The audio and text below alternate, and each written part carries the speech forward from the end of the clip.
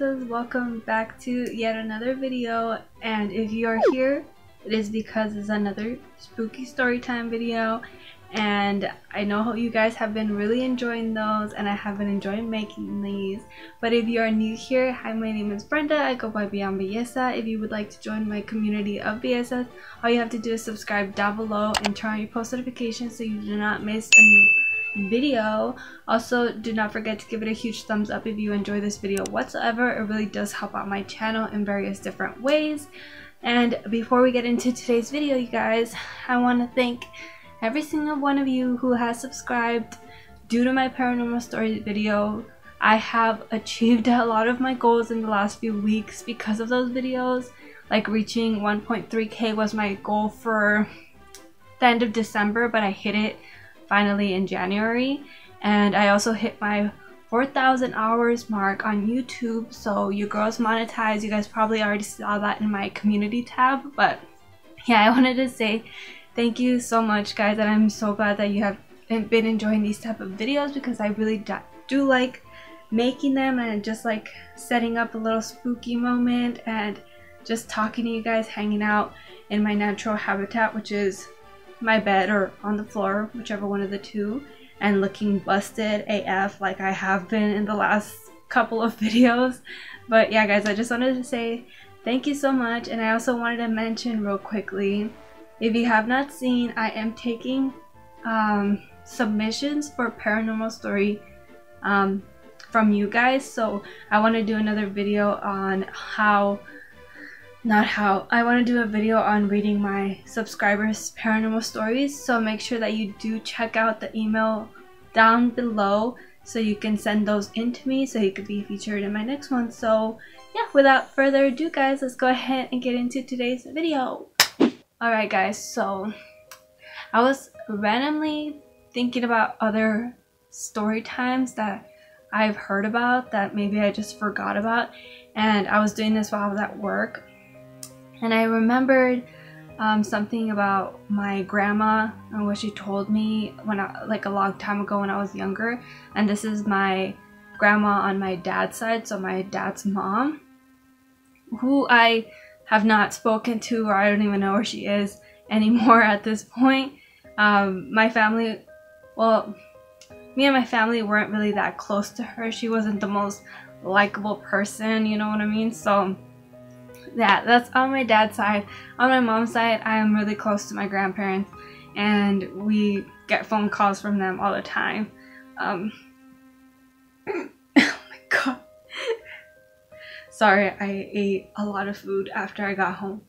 But yeah, I was randomly like thinking about this while I was at work, and then I came and what's the word? I came and fuck, I'm like blanking out. I came and clarified it with my mom, so I just wouldn't be like, oh, am I remembering this correctly? So I went, like, I got home and then I went to my mom and I was like, Mom, ¿te acuerdas cuando me platicaba mi abuelita, blah blah blah? You know, I was like, remember when my grandma used to talk about this? I was like, my dad's mom, and she was like, oh yeah, like she used to talk about this all the time. So I'm going to tell you guys that story, as well as my dad's experiences with kind of the same thing. So sorry, I'm all over the place right now because I'm like trying to figure out the best way to explain it. So the spookiest way, you could say.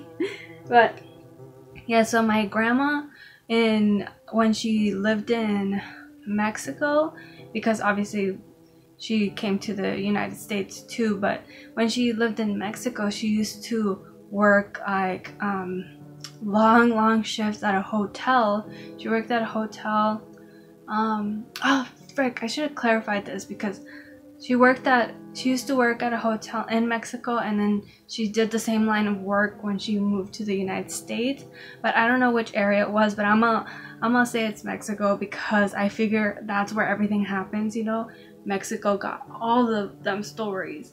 So basically what happened was that my grandma used to work long shifts, and then sometimes she would be so like dead tired that she would just sleep in one of, they would let her, she wouldn't just do it on her own, but they would let her sleep in one of the rooms in the hotel. So after she finished up cleaning a bunch of rooms like all night long, like midnight, you know, past midnight, she, instead of driving home because she was exhausted, she would just stay in one of the hotel rooms, and you know, she would get, it was either free or discounted, I don't really know the details for that, but she said that she would go into one of the rooms.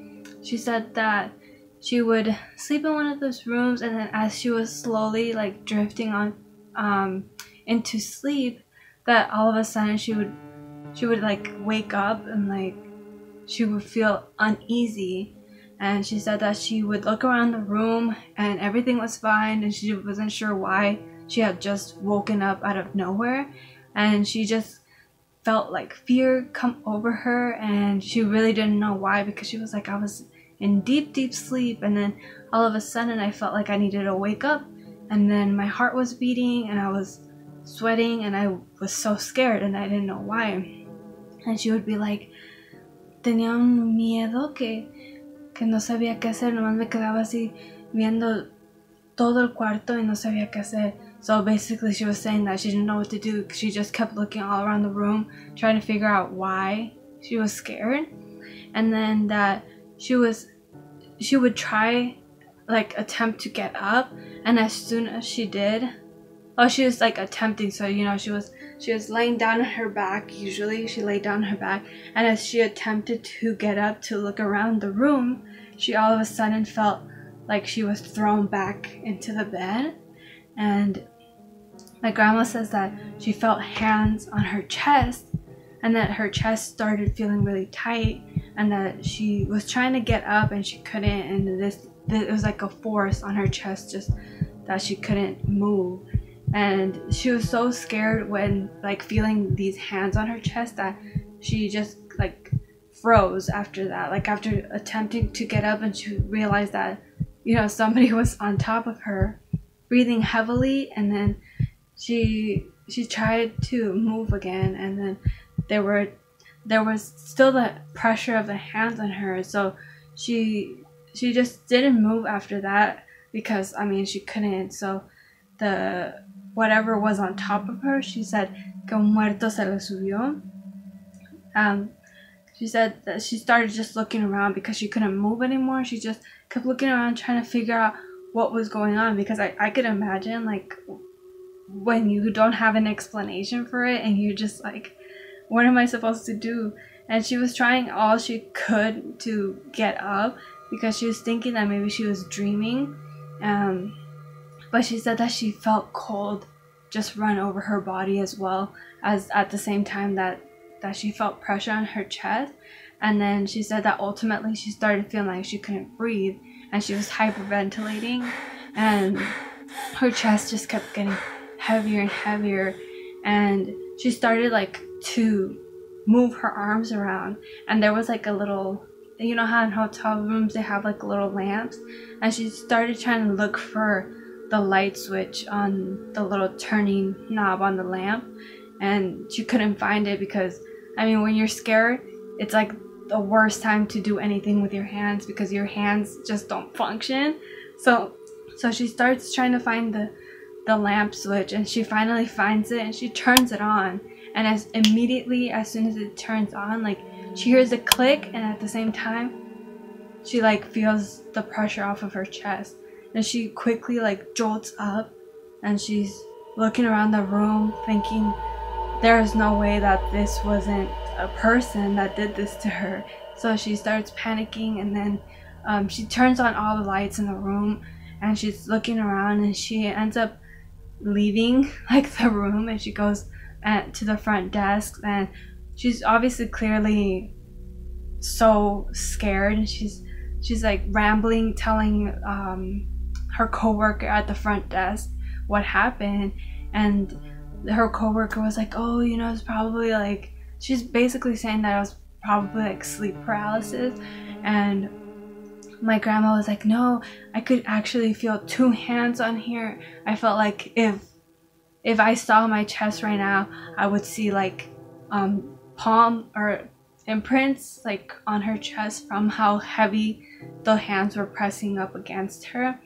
And my grandma was just like, couldn't explain it. Nobody at the hotel believed her, like none of her co-workers. They were all just like, oh, you were probably having a dream, like it was probably just a bad dream and you thought that it was actually happening. And my grandma was just so adamant about this not being a dream, and she would tell everybody about this incident.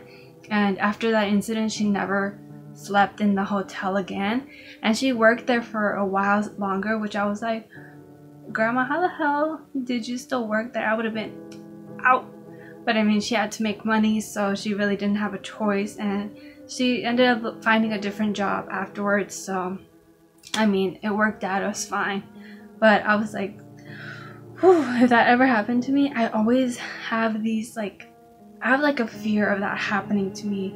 And sometimes in my sleep I've even had like a sensation where my legs kind of just tilt forward on their own when I'm like half asleep, and it legitimately, like, I kid you not, it feels like somebody sat on the edge of the bed, and then you know the feeling when somebody sits at the edge and you could just feel the bed sink in a little bit.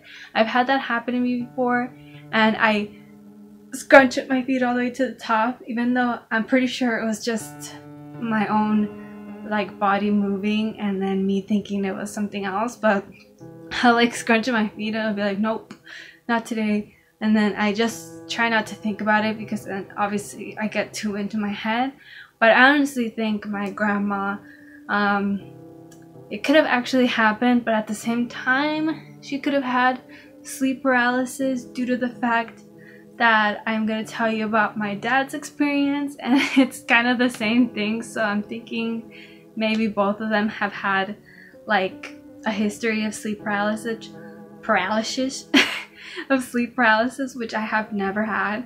But for my dad's experience, it was basically the same thing, and my mom can vouch for this too, because my mom slept in the same bed as this man. So she said that every single time that they would be sleeping, that he would be like really stiff on his back, and then she'd be obviously sleeping, and she would kind of wake up because she could hear him like mumbling something. So my dad says that when he would start falling asleep, that all of a sudden he said he would call it the same thing. He's like, se me subió el muerto, un muerto, se me subió el muerto, basically just saying that a ghost got on top of him. And he said he'd be falling asleep, same thing, and then he would feel just like heaviness on his chest, and then he couldn't move. And he said that he would open his eyes and he would like look around, and he would just feel the pressure on his chest, and he was just frozen in fear because he just felt like he couldn't move and he only could move his eyes. And he said that he would try to speak when he was in this state, and he would try to say my mom's name or her nickname. He would be like Gorda, Gorda, and he would whisper it like you could barely even hear it. But somehow, my mom's a very light sleeper, okay? So my mom somehow would hear him like mumbling it, and then she would turn over, and then as soon as she would like touch him, he would like be out of it. He would open his eyes fully, and he would be like hyperventilating, and he'd tell my mom that somebody was on top of him. He's like, sí, se me subió el muerto. My mom was like, oh, you're probably just dreaming it. Same thing. So I'm thinking it could possibly be sleep paralysis, because the place that we lived in, where that would happen, I guess maybe it could be tied to that or not. If you guys haven't seen my childhood paranormal stories, it was the house in Lancaster where that happened, but it would also happen in one of the other apartments that we lived in. So it could have possibly been something paranormal, or it could have just been, you know, as I said, sleep paralysis. But I'm not really sure. My dad was really convinced that it was a ghost, because he said that it didn't feel like he was fully asleep anymore after he felt that pressure. He felt like he was fully awake. I have never experienced sleep paralysis, but if you have, Let me know in the comments down below if that sounds like something that happens when you have sleep paralysis. I've never really looked into it. I just heard about how you sometimes, your brain imagines figures in the room, which my dad also had. He said that he would see like a black shadow just standing in the corner, and then once my mom would wake him up that, you know, everything was fine, like he didn't see anything in the room anymore. So I don't know, I feel like I need to look into sleep paralysis more and see if it's somehow tied to paranormal sightings or if it's just your brain playing tricks on you. But I would love to know what you guys think about that in the comments down below. My boyfriend also recently said that he has almost gotten sleep paralysis. He hasn't really told me too much about that. And somebody had requested that I make a video with him and his paranormal experiences, but he really hasn't had anything happen to him other than sleep paralysis perhaps, which is still really scary because when you're in the middle of, like, you're in the center between being awake and being asleep, you really don't know what's real and what's not, because it's just like when you have that sensation of falling, you could have sworn that you fell because it just feels like you did, because you're, as I said, you're in that middle ground of being awake and being asleep, so you don't know what's what. And I always, like, literally feel like I fell down whenever I have that sensation. And that's why when I think of sleep paralysis, I was like, your mind could just play tricks on you so easily when you're half asleep. So I don't really know what to believe when it comes to those two stories, but as I said, I would love to hear that from you guys. I always was such a chismosa when I was little. I was not even supposed to be listening to any of these conversations, but ahí andaba yo, like, just sitting there, like listening into their stories, because I remember also my dad and my uncles, his brothers. I had 3 different uncles that were always hanging around in my apartment because obviously their brother lives there, and we did too, and they always just wanted to visit us. I remember they would go outside and sit on my dad's, like, hood of his car, and they would sit outside and, like, talk, and I was like, I want to come with you guys, I want to come with you guys. And it was my dad, my uncle Lalo, my uncle Antonio, and my uncle Javier, and they would all be sitting outside on the hood of the car, as I said, and they would be telling stories, which a lot of them I don't remember, and I actually went and asked my mom if she remembers any of the stories that they would tell, and she said that she doesn't, but she's gonna try to, like, remember if there was anything that paranormal that they talked about. But the only thing I remember was that my dad was always really into, like, UFOs and aliens, and we used to watch Ancient Aliens together, like, further down the line, not when I was that age, but he used to talk about aliens all the time too, and he, like, hardcore believed in aliens. And every time that we were sitting outside talking, one of my uncles or my dad would be like, look, I swear that's a UFO right there, and there would be, like, some kind of, like, light form, and he'd be like, that's not an airplane, because airplanes don't move like that, like, it's been moving back and forth and it's not a star. And they're always just doing things like that. And I don't know, when I make these videos, I go back to those times where I used to tell paranormal stories or hear paranormal stories from my family members, and it just gives me so much nostalgia, and it gives me this sort of vibe that I really enjoy when I make these videos. So yeah, guys, I just wanted to share those few stories with you guys. I know they were kind of all over the place, but I hope that they were still spooky for you guys and that they were still entertaining. Let me know your thoughts on these stories. I would really appreciate it. And before I end the video completely, of course, I have to choose a comment shout out for today's video from my last one, which was telling paranormal or scary stories from Mexico with my mom. As I said, that you guys showed it a lot of love, and I really do appreciate it. Let me go on it. Let's see. Ooh, oh my gosh, I went too crazy. Okay. So the comment shout out goes to, sorry, I'm trying to figure out how to pronounce this. Jacia or Jacia? I'm butchering this so bad. I'm so sorry. Just Jacia Rickles.